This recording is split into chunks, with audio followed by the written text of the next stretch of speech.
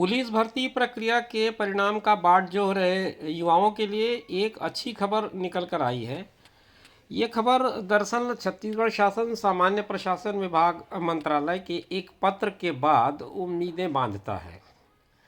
ये पत्र शासन की तरफ से लिखा गया है मुख्य निर्वाचन पदाधिकारी को, और उसमें विषय ये रखा गया है कि सूबेदार उप निरीक्षक संवर्ग प्लाटून कमांडर भर्ती की मुख्य परीक्षा के परिणाम जारी कर भर्ती की प्रक्रिया पूर्ण करने के संबंध में स्क्रीनिंग कमेटी की अनुशंसा उपरांत अनुमति बाबत। ये लंबा चौड़ा विषय है और इसको आपको समझना हो तो आपको वीडियो में बने रहना होगा। दोस्तों नमस्कार, आप देख रहे हैं ज़ीरो पीरियड। आज ज़ीरो पीरियड में इस वीडियो में हम लोग बात कर रहे हैं इस पुलिस भर्ती प्रक्रिया के एक अपडेट पर। भार साधक सचिव गृह विभाग द्वारा सूबेदार उप निरीक्षक संवर्ग प्लाटून कमांडर भर्ती की मुख्य परीक्षा के परिणाम जारी करके भर्ती की प्रक्रिया पूर्ण करने के संबंध में अनुमति के लिए प्रस्ताव प्रस्तुत किया गया है। तो ये शासन की तरफ से इस भर्ती परीक्षा को पूरा करने के लिए, भर्ती का जो प्रक्रिया है उसको पूरी करने के लिए निर्वाचन आयोग की तरफ एक पत्र बनाकर भेजा गया है, एक प्रस्ताव बनाकर भेजा गया है, ताकि जो प्रक्रिया रुक गई है आचार संहिता के चलते वो पूरी हो सके और युवाओं को जो प्रतीक्षा करनी पड़ रही है वो प्रतीक्षा पूरी हो जाए और वो अपना जॉब जो उनको मिलना है उसके लिए आश्वस्त हो जाएं और ज्वाइनिंग कर लें। तो दूसरे बिंदु पर वो लिखते हैं कि छत्तीसगढ़ पुलिस कार्यपालिक अराजपत्रित सेवा भर्ती नियम 2021 के अंतर्गत पुलिस विभाग के द्वारा 17/9/2021 को विभिन्न पदों हेतु कुल 975 रिक्त पदों के संबंध में विज्ञापन जारी किया गया था। तो यह 17 सितंबर 2021 को जारी किया गया था विज्ञापन। कुल पदों की संख्या 975 थी, जिसके अलग अलग चरण होने थे, जिसके विभिन्न चरणों की कार्यवाही पूर्ण होने के पश्चात माननीय उच्च न्यायालय बिलासपुर द्वारा WPS 4378/2023 रूपेश कुमार एवं 61 अन्य के मामले में दिनांक 18/8/2023 को एक आदेश पारित किया गया और उस आदेश के परिपालन में इस कार्यवाही को स्थगित रखा गया था। तो ये उन्होंने रेफरेंस बताया है कि 975 पदों की रिक्ति के लिए पूरे जो चरणशः प्रक्रिया थी वो पूरी कर ली गई थी, परिणाम घोषित किया जाना था, लेकिन ये कार्यवाही रोक दी गई है क्योंकि बिलासपुर उच्च न्यायालय के द्वारा, माननीय उच्च न्यायालय बिलासपुर के द्वारा एक आदेश या निर्देश पारित किया गया था और उस डेट को बताया उन्होंने 18/8/2023, जिसमें रूपेश कुमार और 61 अन्य इन लोगों के तरफ से दायर किया गया था एक याचिका। उसका निराकरण करते हुए एक आदेश पारित किया था हाईकोर्ट ने, माननीय हाईकोर्ट ने, और इस कार्यवाही को स्थगित कर दिया गया था।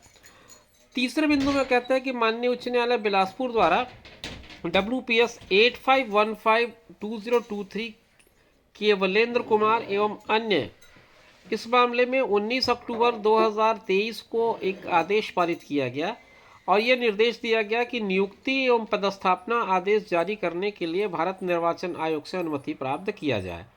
तो जो प्रक्रिया थी वो पहले न्यायालय में जाकर लंबित हो गई थी, तो माननीय न्यायालय ने एक आदेश पारित करके उस प्रक्रिया को स्थगित रखा था।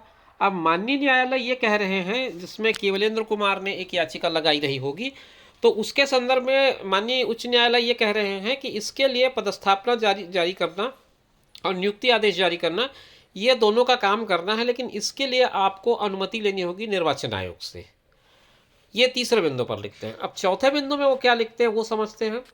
उपरोक्तानुसार माननीय उच्च न्यायालय बिलासपुर के आदेश के परिपालन में आदर्श आचार संहिता की अवधि में परीक्षा परिणाम जारी किए जाने नियुक्ति एवं पदस्थापना आदेश जारी करने की अनुमति भारत निर्वाचन आयोग से प्राप्त किए जाने हेतु स्क्रीनिंग कमेटी द्वारा बैठक 7/11/2023 को अनुशंसा किया गया है। तो अब क्या हुआ कि ये जब दोनों जगह से मामला एक तरह से क्लियर हो गया, समझिए कि दोनों जगह तो नहीं, मतलब माननीय उच्च न्यायालय की तरफ से मामला क्लियर हो गया, तो उसके बाद जो स्क्रीनिंग कमेटी थी उन्होंने बैठक की और उन्होंने, चूंकि मामला जो है वो अभी निर्वाचन आयोग की अनुमति के बिना पूरा नहीं होना है, माननीय उच्च न्यायालय ने भी यही बात निर्देशित किया कि इसके लिए आपको उच्च न्यायालय निर्वाचन आयोग को संपर्क करना चाहिए, उनसे अनुमति मांगनी चाहिए। तो इसके लिए स्क्रीनिंग कमेटी की बैठक हुई और 7/11/2023 को ये अनुशंसा किया गया कि इसके लिए माननीय निर्वाचन आयोग के समक्ष ये प्रस्तुत किया जाए प्रस्ताव और वहाँ से अनुमति लिया जाए। तो ये जो पत्र भेजा गया है वो सारे रेफरेंस के साथ मैं आपके साथ शेयर कर रहा हूँ, क्योंकि इसमें सारी बातें आ गई हैं। किस तरह से मामला पेंडिंग में चला गया था, किस तरह से माननीय उच्च न्यायालय ने फिर परमिशन दिया, फिर उसके बाद अगले चरण के रूप में निर्वाचन आयोग से अनुमति लेना आवश्यक है। तो इसीलिए उपरोक्त अनुशंसा के आधार पर निर्वाचन आयोग से अनुमति के लिए ये जो पत्र है उसे डीडी से सचिव छत्तीसगढ़ शासन सामान्य प्रशासन विभाग की तरफ से भेजा गया है। और ये जो पत्र है एक तरह से उम्मीद बंधाती है युवाओं को कि जिन लोगों का ये प्रक्रिया पूरा हो गया था और निर्वाचन और अपने ज्वाइनिंग की बाट जो हो रहे हैं उनका जो काम है वो पूरा हो जाएगा और अंततः उनको ये जो नियुक्ति की प्रक्रिया का अंतिम क्रम है वो पूरा हो जाएगा। तो उम्मीद करता हूँ कि ये वीडियो आपको बहुत स्पष्ट सब बातों को समझाने में सफल रहा होगा। फिर भी अगर आपके मन में कोई दुविधा हो तो आप कमेंट बॉक्स में कमेंट लिख सकते हैं। मैं अपने बेहतर ज्ञान के हिसाब से आपको उसका जवाब देने का प्रयास करूँगा। फिर मिलेंगे नए वीडियो में नई जानकारी के साथ। तब तक के लिए दीजिए अनुमति। अपना और अपनों का ख्याल रखें। नमस्कार।